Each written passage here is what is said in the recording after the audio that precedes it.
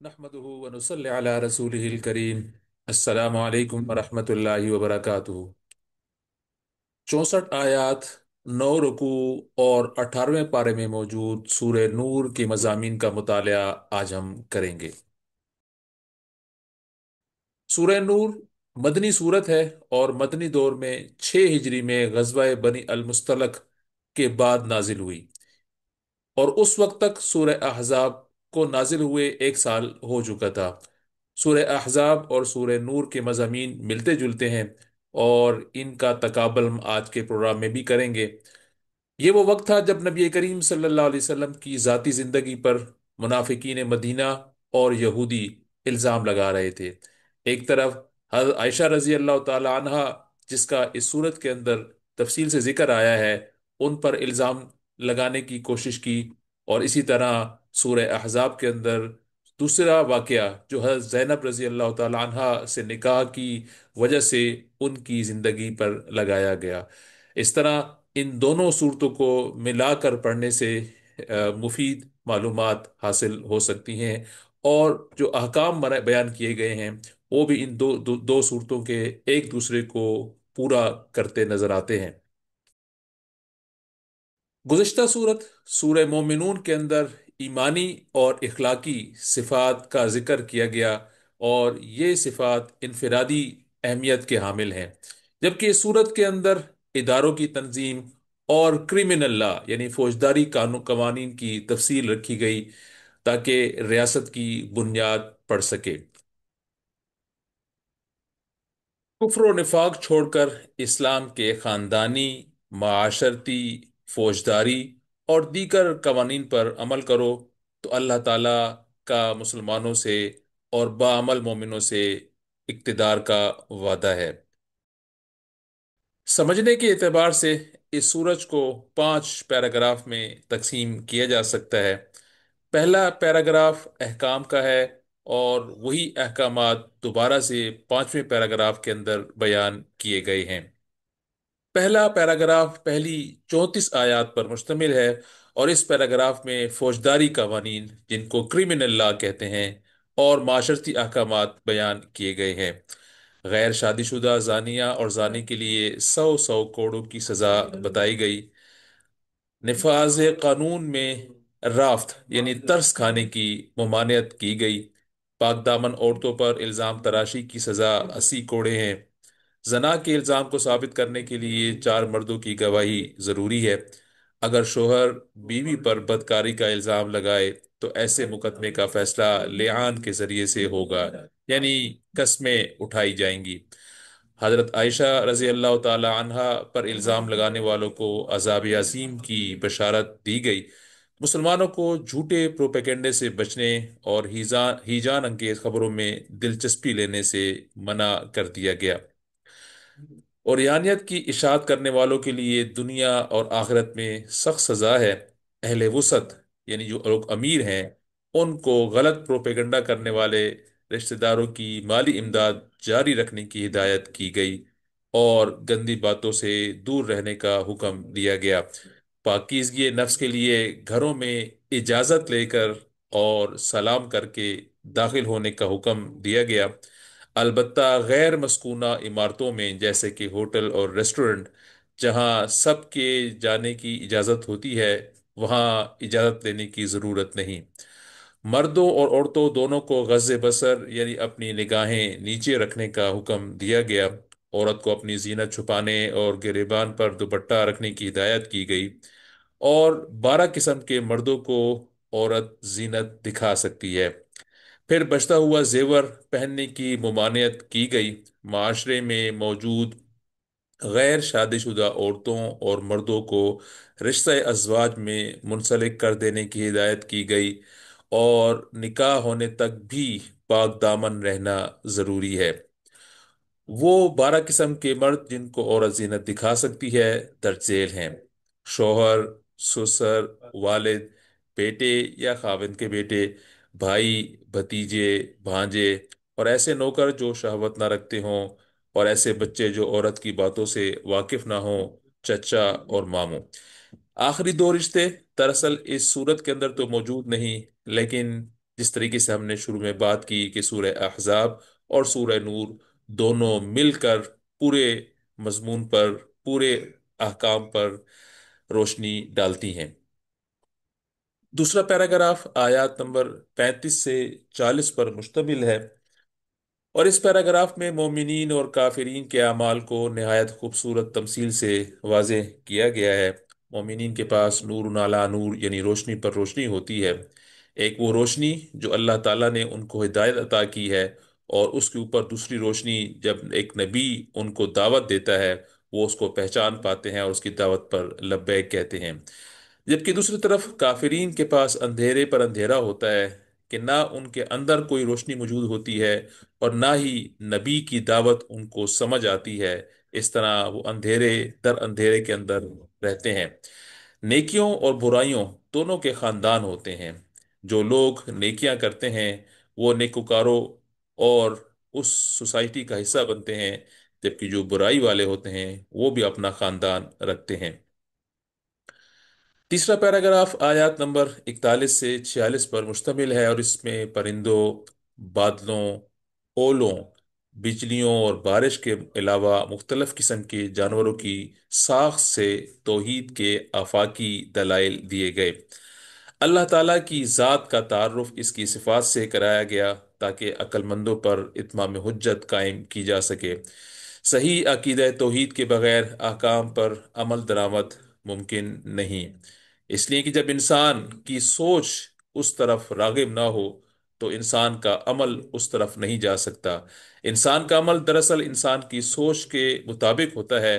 انسان کے دماغ میں جو کچھ ہوتا ہے، جو کچھ وہ پلان کرتا ہے، جو کچھ وہ سوچتا ہے، دماغ اس طرف، انسان کے احکامات کی طرف اس کو لے کر جاتا ہے۔ چوتھا پیراگراف آیات نمبر 47 سے 57 پر مشتمل ہے، اور اس پیراگراف میں بھی مومنین اور منافقین کی صفات بیان کی گئی۔ اطاعت رسول اور اطاعت امیر کی ہدایت کی گئی۔ سچے اہل ایمان ہی احکام نافذ کر سکتے ہیں۔ سچے ایمان اور عمل صالح سے اللہ تعالیٰ اس دنیا کے اندر ان کو حکومت عطا کرتا ہے۔ نماز، زکوٰۃ، اطاعت رسول کے حکم پر مستقل عمل کرنے کی ہدایت دی گئی۔ پانچواں پیراگراف آیات نمبر 58 سے 64 پر مشتمل ہے، اور اس آخری پیراگراف میں دوبارہ پہلے پیراگراف کی طرح متفرق اجتماعی اور معاشرتی احکام بیان کیے گئے۔ گھروں کے بچوں اور ملازمین کو 3 اوقات میں اجازت لے کر بیڈ روم میں داخل ہونے کی ہدایت کی گئی۔ نماز فجر سے پہلے، ظہر کے بعد اور عشاء کی نماز کے بعد۔ بوڑھی عورتوں کے لیے رخصت پر مبنی استثنائی حکم دیے گئے، کہ وہ بوڑھی عورتیں جن کو اب شادی کی خواہش نہیں اور کوئی امید نہیں، وہ ان چادروں اور پردوں کے احکام سے بری ذمہ ہو سکتی ہیں۔ اندھے، لنگڑے اور بیمار لوگوں کو بھی کھانے کے آداب کی تعلیم دی گئی۔ 11 لوگوں کا ذکر کیا گیا جن کے گھروں سے کھانا کھایا جا سکتا ہے۔ سلام کرنے کی تاکید مقرر دوبارہ سے کی گئی۔ نماز جماعت، نظم جماعت کی پابندی اور اجتماعی اور تنظیمی پروگرام سے اجازت دے کر جانے کا حکم دیا گیا، اور منافقین پر تنقید کی گئی کہ جو بلا اجازت آڑ لے کر مجلس رسول صلی اللہ علیہ وسلم سے کسک جایا کرتے تھے۔ خام مسلمان اور خالص مسلمانوں کی تربیت کی گئی کہ اطاعت رسول اور اطاعت امیر ہی سے اخروی کامیابی حاصل کی جا سکتی ہے، اور انہیں قیامت کے محاسبے سے ڈرایا گیا۔ آئیے سورہ احزاب اور سورہ نور کے تقابلی جائزہ لیں۔ زمانہ نزول، جس طریقے سے پہلے بات کی گئی کہ سورہ احزاب غزوہ احزاب کے بعد 5 ہجری میں نازل ہوئی، حالانکہ کتابی ترتیب میں اسے بعد میں یعنی نمبر 33 پر رکھا گیا ہے، اور یہ 21ویں پارے میں ہے۔ جبکہ دوسری طرف سورہ نور 6 ہجری میں غزوہ بنی المستلق کے بعد نازل ہوئی، اور اس وقت سورہ نور کو نازل ہوئے 1 سال گزر چکا تھا۔ لیکن قرآن مجید کی جو موجودہ ترتیب ہے اس میں سورہ نور پہلے آتی ہے، حالانکہ اس کا نزول بعد میں ہوا۔ مرکزی مضمون کے اعتبار سے دیکھیں تو سورہ احزاب کے اندر امانت کی ذمہ داریوں کو سمجھنے والے کفر و منافقت چھوڑ کر اخلاص کے ساتھ اسلام کے آئلی، معاشرتی، سماجی، عسکری اور سیاسی احکام پر عمل کرنے کا حکم دیا گیا۔ جبکہ سورہ نور کے بھی مضامین ایسے ہی ہیں کہ کفر و نفاق چھوڑ کر، کہ نفاق کا، منافقت کا اسلام کے اندر کوئی گنجائش نہیں، کہ اس کو چھوڑ کر اسلام کے آئلی یعنی خاندانی، معاشرتی اور کرمنل لا یعنی فوجداری اور دیگر اجتماعی قوانین پر عمل کرو، تو اللہ کی زمین پر ان لوگوں سے زمین کے اقتدار کا وعدہ ہے جو ان اجتماعی قوانین پر عمل پیرا ہوں گے۔ منافقین کی سرگرمیاں ان دونوں صورتوں کے اندر بیان کی گئیں۔ سورہ احزاب کے اندر آتا ہے کہ منافقین رسول اللہ صلی اللہ علیہ وسلم کی ذات پر حملے کر رہے تھے۔ انہوں نے اپنے منہ بولے بیٹے حضرت زید بن حارثہ رضی اللہ تعالی عنہ کی متعلقہ بیوی حضرت زینب رضی اللہ تعالی عنہا سے، یعنی اپنی بہو سے نکاح کر لیا، اور اس بات کو وہ چھالتے پھرتے تھے۔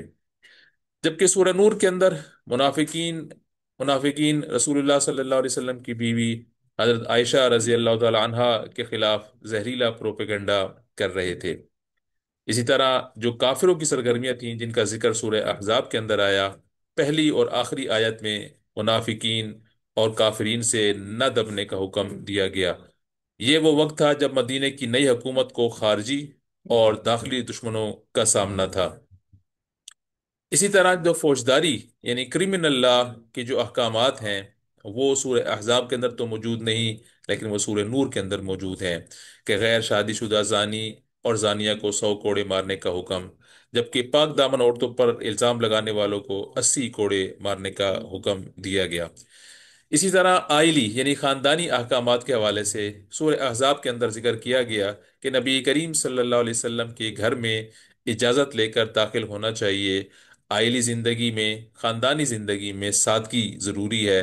خاندان کے ہر فرد کے پیش نظر دار الآخرہ ہو، کہ وہ آخرت کے بارے میں سوچنے والا ہو، اس کے مطابق اپنی ترجیحات کا تعین کرنے والا ہو۔ اسی ہی حوالے سے سورہ نور کے اندر بیان کیا گیا خاندانی احکامات کے حوالے سے کہ گھروں میں اجازت لے کر اور سلام کر کے داخل ہو۔ بیڈ روم کے احکام بتائے گئے اور بوڑھی عورتوں کے احکامات بھی سورہ نور کے اندر بتائے گئے۔ معاشرتی احکام کے اندر سورہ احزاب میں بتایا گیا کہ بڑی چادر یعنی جلباب کا استعمال کرنے کا حکم، اور گھروں میں پردے لٹکانے اور پردے کے پیچھے سے مانگنے کا حکم دیا گیا۔ غیر مدخولہ عورت کی کوئی عدت نہیں، عورتیں دبی زبان سے بات نہ کریں، جاہلیت کا بناؤ سنگار نہ کریں، کھانے کی دعوت کے بغیر شرکت نہ کی جائے، عشاء کے کھانے کے بعد گپ شپ نہ کی جائے۔ جبکہ سورہ نور کے اندر لعان کا حکم آیا کہ جب ایک شوہر اپنے بیوی پر الزام لگا دے، اس کی جو احکام تھے وہ سورہ نور کے اندر بیان کیے گئے۔ مردوں اور عورتوں دونوں کو اپنی نگاہ نیچی رکھنے کا حکم دیا گیا۔ عورتوں کو زینت چھپانے اور گردن پر دوپٹہ رکھنے کی ہدایت کی گئی، اور 12 قسم کے مردوں کو زینت دکھائی جا سکتی ہے۔ بچتا ہوا زیور پہننے کی ممانعت کی گئی۔ مجرد یعنی غیر شادی شدہ مردوں اور عورتوں کا نکاح کرنے کا حکم دیا گیا۔ اجتماعی احکام کے حوالے سے سورہ نور کے اندر فرمایا گیا کہ نظم جماعت کی پابندی کرنے اور اجازت لے کر جانے کا حکم دیا گیا۔ منافقین دراصل بلا اجازت رسول اللہ صلی اللہ علیہ وسلم کی مجلس سے کھسک جایا کرتے تھے۔